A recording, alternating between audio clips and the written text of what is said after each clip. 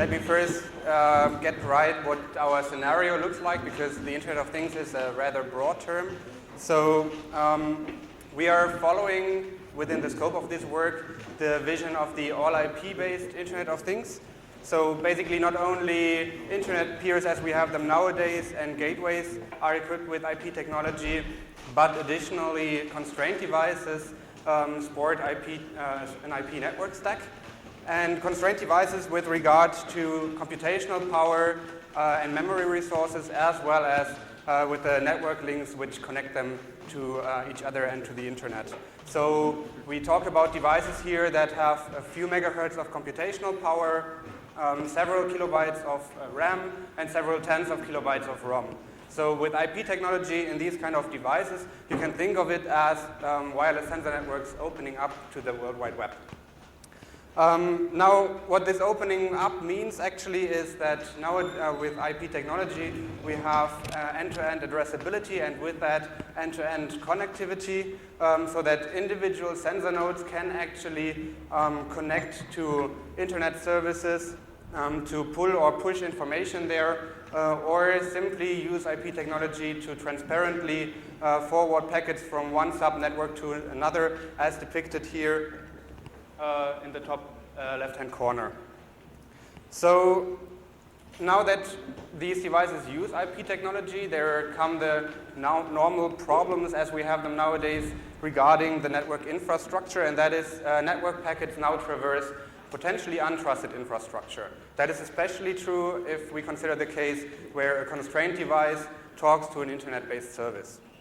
If this information additionally is critical in that the information, the transported information is sensitive, then there is the need to have end-to-end connectivity in these kind of scenarios. And here we cannot simply apply wireless sensor network-based technologies that focus on isolated wireless sensor network scenarios that really tailor the solutions to these scenarios, but end-to-end security also has to consider the World Wide Web and the participants in there.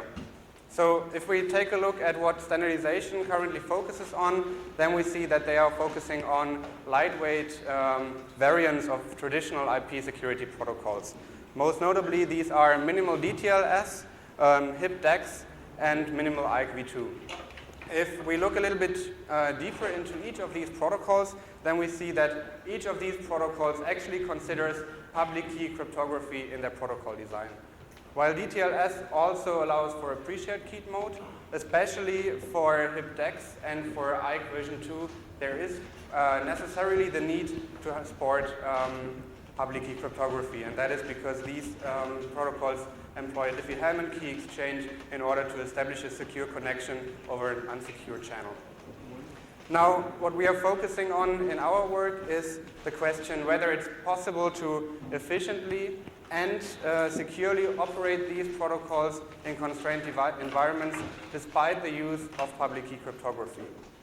We thereby focus on the HIP-DEX protocol because that already has a very concise handshake compared to DTLS, and because it has been specifically designed keeping constrained environments in mind. So that allowed us to have a very nice and isolated view on the impact of public key cryptography on these kind of handshakes. So what we did is we implemented the HIP-DEX protocol and ran it on 2 sensor nodes and saw and evaluated what the impact of the different processing steps of a packet were. Here I just briefly would like to highlight 2 aspects, and that is the normal general packet processing as well as symmetric crypto took no more than 70 milliseconds for the most expensive packets, whereas the overhead of packets, especially the second and third packet of the handshake, actually involve considerably higher operational costs, and these are tenfold the times roughly of that of the other processing steps. So we have a very high overhead for public key cryptography on these devices. This overhead is going to increase even more if we now go from 160-bit curves, which are presented in the graph, to 256-bit curves, following the NIST recommendation for securing communication after the year 2013. Then this per peer overhead actually increases to 1.9 seconds per device. So the problem with that is that if you now have to perform these handshakes repeatedly throughout the lifetime of a device, this significantly hampers the device availability and response time. So just consider a scenario where one device is on a forwarding path and has to perform a handshake packet. During this processing time, it simply cannot forward packets in a multi-hop scenario. Furthermore, for energy-constrained devices, these typically have a significantly lower battery runtime if using these handshakes repeatedly. So the first step that we took in our work was to look into long-term efficiency of these protocols, and our main goal was to reduce the amount of expensive handshake operations, so the public key operations, during the lifetime of a device. And the very basic idea is to only perform the expensive operation once per communication peer tuple. So that they establish secure state with the initial public key-based handshake. And then, as a simple approach, you could simply say, okay, we never close that session. Like that, you only need to perform the handshake once. However, there are several drawbacks with such a simple solution. It works nicely in isolated scenarios. However, as soon as we open up to the internet and internet-based services, for example, there could be potential issues with keep alive messages that are now required because we have a stateful firewall on the communication path that has a soft state approach to allowing back and forth communication between an initiator and a responder. Or what we also see for large-scale services on the internet, they typically prefer to have short-term server sessions simply because they want to be able to efficiently handle multiple connections from different peers at the same time. So RAM resources are rather the shortage here. So keep alive messages mean that there is an overhead that is merely needed for keeping a connection open. So that is actually undesired overhead in sensor networks. And short-lived server sessions actually mean we can simply not keep the session open indefinitely. So what we propose in our work is to facilitate session resumption mechanisms so that the peers have an initial handshake where they use public key cryptography. However, instead of throwing away the state when closing a session, so when no more application traffic needs to be transmitted, they keep that state across connections and reuse this state for resumption on an efficient manner. So we can reduce the transmissions by using resumption, and we can leverage the established secure state so that no more public key cryptography is required, but instead only symmetric key cryptography is required. So that really reduces runtime behavior. Of course, this comes with a trade-off that now both peers need to maintain session state while the session is actually inactive. So with session resumption, we can do one step better, and that is we can allow the resource-constrained device to push its state to the unconstrained node. And it can do so in the handshake of the security protocol. This is called offloading, and one thing that is needed here is that the device, the constrained device, has one symmetric key that is only known to itself. It can then encrypt the session state, push that state over to the peer where it's kept safely while the connection is inactive, and when the connection is resumed again, this state can be simply pushed back to the initiator, decrypted, authenticated, and used for secure communication again. Now, what we did in our work was we developed a novel session resumption mechanism for the HIP-DEX protocol. There was no session resumption before. To this end, we enhanced the initial handshake that requires public key cryptography with a session negotiation mechanism, so that during this initial handshake, the two peers can negotiate what type of session resumption they actually want to perform now. On the one hand, they could do state compression, which means both peers maintain state. The responder could offload its state to the initiator, or the initiator could offload its state to the responder. And like that, we can really consider all the scenarios with resource constraints possible. Now there are 3 different handshakes. I'm going to present 2 ones here. These are based on the type that has been negotiated in this initial exchange. So for state compression, where both peers maintain state, we perform a normal, unaltered close exchange provided by the HIP-DEX protocol. And peers maintain state throughout the inactive session. They then only need 2 messages in our novel resumption mechanism to resume the session and authenticate themselves. On the other hand, this keeping of resources while the session is inactive can be traded off for more transmission in an initiator-side offloading, which is actually, regarding the transmission overhead, the worst case of our proposed approach. Here we require 4 messages for the resumption here, and during the close exchange, the initiator pushes its state to the responder. Like that, the initiator can maintain or can remain stateless while the session is inactive, and they can resume the session. The peers can resume the session with a 4-way handshake, where the initiator initially does not know that it has actually state at the other peer because it's stateless. So it sends a normal I1 telling the peer that it generally supports session offloading.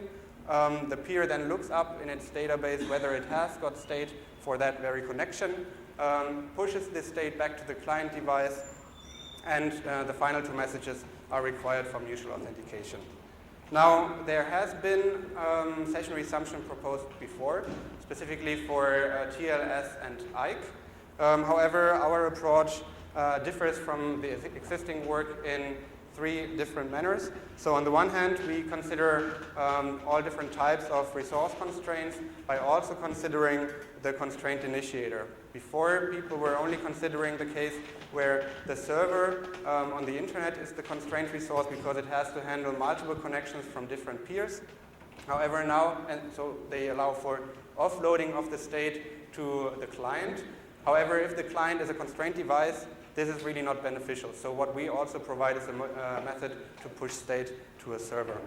Furthermore, we defer the actual transmission of session state till the close exchange, and thereby allowing a constraint device,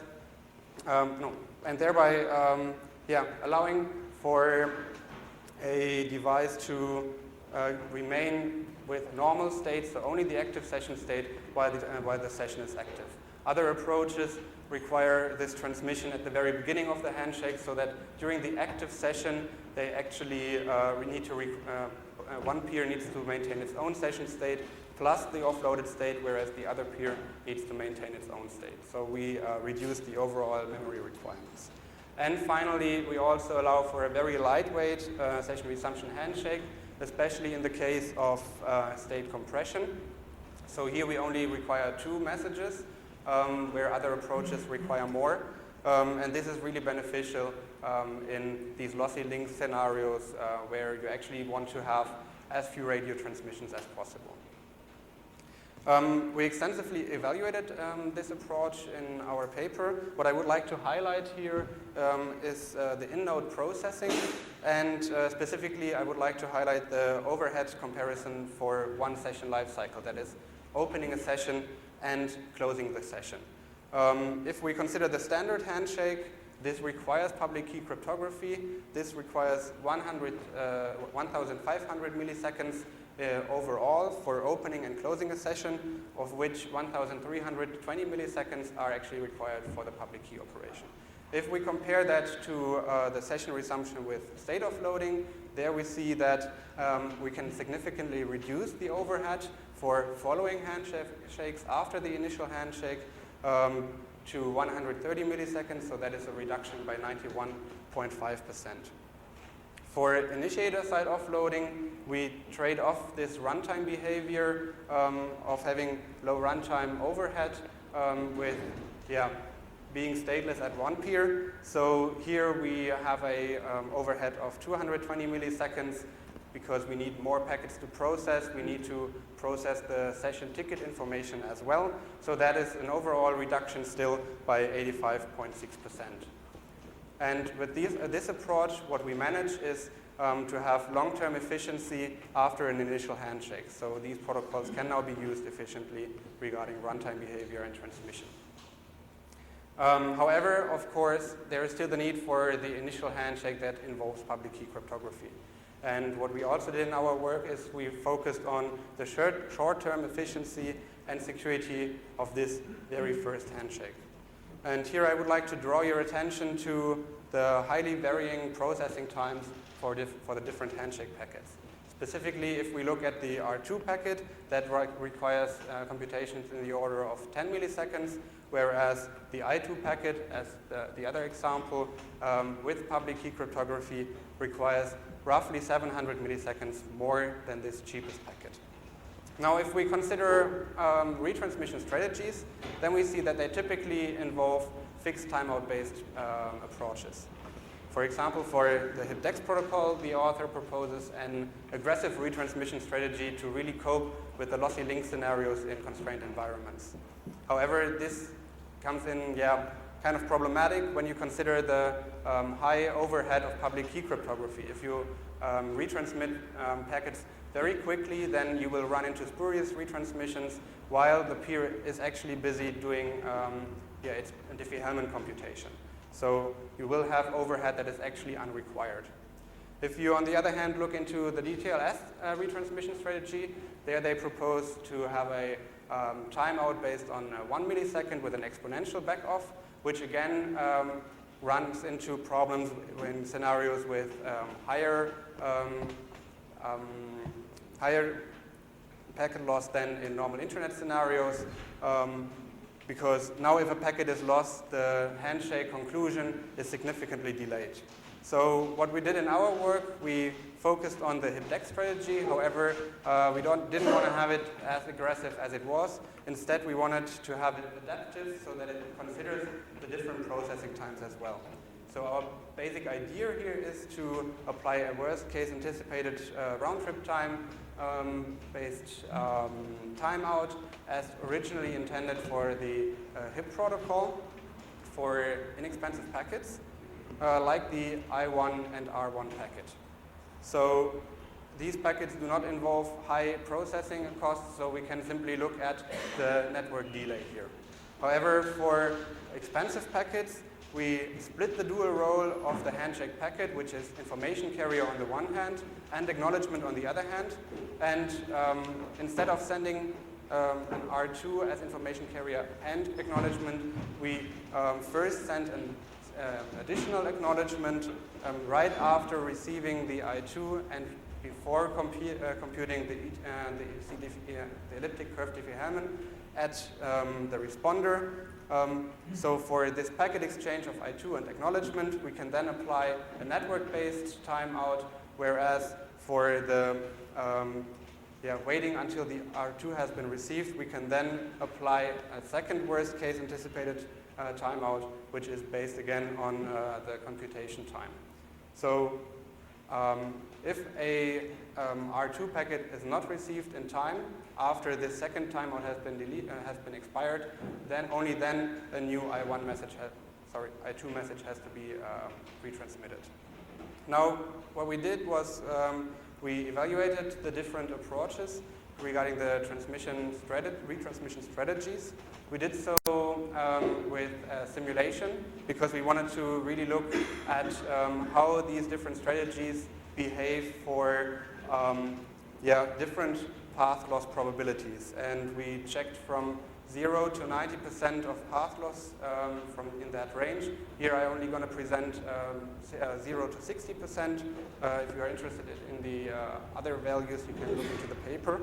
So I would like to highlight really 3 points here. One is that the DTLS-based strategy performs really nicely regarding the overall transmission overhead as expected. However, it quickly increases the time until handshake conclusion already with a loss ratio of 30%, which is not unheard of in wireless sensor network deployments. The handshake conclusion time is threefold that of our approach. In contrast with HIPDEX, we actually see that this strategy is too aggressive in scenarios even without packet loss.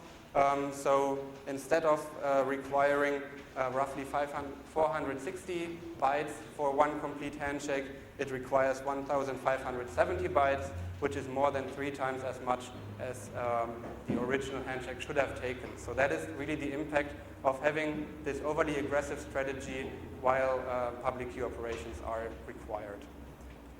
Especially when considering the HIPDEX strategy, our approach reduces retransmissions, as you can see in the left-hand figure, and on the other hand, also interestingly decreases the overall delay, which is because our strategy requires less retransmissions, so there are less computations necessary at a node. Now, regarding which of these strategies is beneficial, if you have to deploy a sensor network without the session resumption mechanism, and you have highly battery-constrained devices, then I think still that the DTLS-based strategy is a beneficial approach. However, if you have session resumption in place and you only need to very seldomly perform the elliptic curve-based operations, the expensive operations, then our approach is beneficial, especially considering the HIPDEX strategy. And with that, I would like to conclude my talk. I have talked about the need for end-to-end security in the IP-based IoT. I have also shown you that the IETF as a standardization body right now is looking into minimal DTLS, HIPDEX, and minimal IKE version 2 as the main drivers for security in the Internet of Things. However, if we look into the protocol design, we see that all of these approaches require or actually consider public key cryptography in their protocol design, which makes the application of these protocols rather challenging in constrained scenarios.